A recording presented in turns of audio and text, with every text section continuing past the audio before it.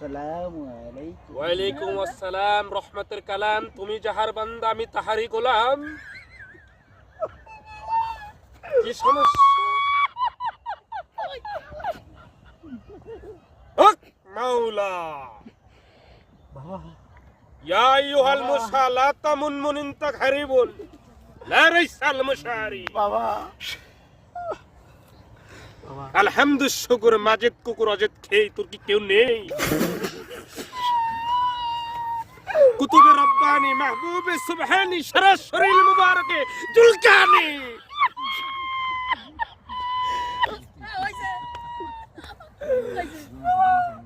আপনি কেমনে বুঝলেন আমার তো কেউ নাই রে বাবা? আমি সব জানি, ওই উপরওয়ালা আমাকে জানায়, আমি জানি।